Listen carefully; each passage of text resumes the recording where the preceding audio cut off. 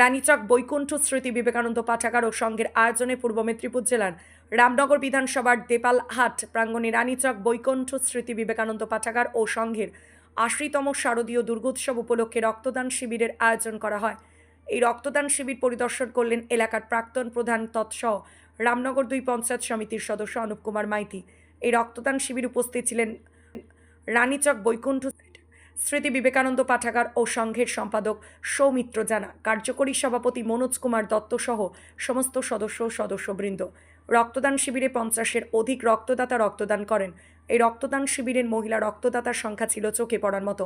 রক্তের সংকট কমানোর উদ্দেশ্যে এই সংস্থা প্রত্যেক বছর রক্তদান শিবিরের আয়োজন করে থাকে। এই রক্তদান শিবির উপস্থিত হয়ে রামনগর ২ পঞ্চায়েত সমিতির সদস্য অনুপ কুমার মাইতি সংবাদ মাধ্যমের মুখোমুখি হয়ে বলেন, আপনারা সবাই জানেন পূর্ব মেদিনীপুর জেলা সার্বজনীন দুর্গোৎসব কমিটি পরিচালনায় রানীচক বৈকুণ্ঠ স্মৃতি বিবেকানন্দ পাঠাগার সংঘ পাঠাগার তার ব্যবস্থাপনায় আজকে রক্তদান শিবির আছে।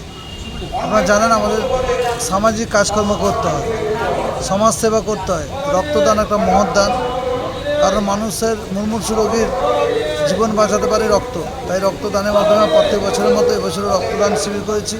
প্লাস্টিক বর্জনের প্রতিশ্রুতি গ্রহণ করেছি। শুধু তাই নয়, তাকে যাতে প্রয়োগ করা যায় তার কর্মসূচি করছি। সবুজায়নের লক্ষ্যে আমরা এগোচ্ছি। আমরা কিছু গাছপালাও লাগিয়েছি। আমরা যাতে এই এলাকার কুসংস্কারের বিরুদ্ধে কিছু কুসংস্কার এখনও মানুষের আছে, কারণ আপনারা দেখবেন আন্ডার এজ প্রেগনেন্সি থেকে শুরু করে বাল্যবিবাহ থেকে শুরু করে আমরা কিছুটা বার্তা দিচ্ছি যাতে সমাজ সচেতন করে, সমাজ থেকে সচেতন করে আমরা এগোতে পারি। তার জন্য আমাদের রক্তদান শিবির চলছে। এই সংস্থা রক্তদান শিবিরের সাথে সাথে বিভিন্ন সমাজসেবামূলক কাজ করে থাকে। সংস্থার সূত্রে জানা যায়, বিগত বছরের ন্যায় এবছরও ৫০ জনের অধিক রক্তদাতা রক্তদান করবেন। এই সংস্থা ৮০তম বছরে পদার্পণ করল। প্রত্যেক বছরের ন্যায় এবছরও রক্তদান শিবিরের সাথে সাথে বস্ত্র বিতরণ, বিভিন্ন প্রতিযোগিতা সহ স্থানীয় এলাকার মানুষের মনোরঞ্জনের জন্য সাংস্কৃতিক অনুষ্ঠানের আয়োজন করা হয়েছে। পূর্ব মেদিনীপুর সর্বজনীন শারদীয় দুর্গোৎসব স্থান দেপালহাট ৮০ বছর পদার্পণ আমরা করলাম। আজ মহাসপ্তমীতে রক্তদান শিবির আরম্ভ হয়ে গেছে। বিকাল ৩টায় বাচ্চাদের নিয়ে বসে আঁকা প্রতিযোগিতা, সন্ধ্যায় ভূষণ জানা স্মৃতিমঞ্চে পুরস্কার বিতরণ।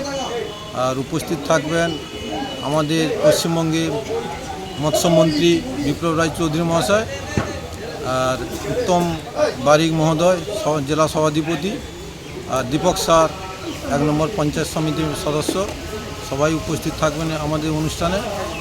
আর মহা অষ্টমীর দিন সন্ধ্যা ৭টায় অবন্তী মান্না স্মৃতি মঞ্চে থাকছে কচি কাঁচাদের নিয়ে নৃত্য অনুষ্ঠান। আর নবমী দিন থাকছে খগেন্দ্রনাথ স্মৃতি মঞ্চে অভিরূপ মাইতির সম্প্রদায় সাংস্কৃতিক অনুষ্ঠান। আর দশমী দিন থাকছে কলকাতা বিখ্যাত যাত্রা। আর একাদশী দিন আমাদের উৎসব কমিটির সদস্যদের নিয়ে যাত্রা। আর দ্বাদশী দিন আমাদের বিশাল মাপের একটা অর্কেস্ট্রা আছে। বস্ত্রদান আছে। আর অন্ন মহোৎসবের চিন্তাভাবনা করছি, যদি ওয়েদার যদি ঠিক থাকে, আবহাওয়া যদি ঠিক থাকে, অন্ন মহোৎসবের এবার চিন্তাভাবনা আছে আমাদের। এই নিয়ে সব নিয়ে এই চলছে। আমাদের গত বছর ছিল ৫০ জন, এবারও মনে হচ্ছে যে ৫০ ছাড়িয়ে যাওয়ার সম্ভাবনা আছে। গত বছর মহিলা রক্তদাতা ৫০ জনের মধ্যে ছিল ১০ জন, এবছর হয়েছে ১০-এর উপরে যেতেও পারে। সৌমিত্র জানা, আমি উৎসব কমিটির সম্পাদক আছি। ৬০তম রক্তদান করতে এসে সবাইকে রক্তদান করার বার্তা দিলেন এক রক্তদাতা।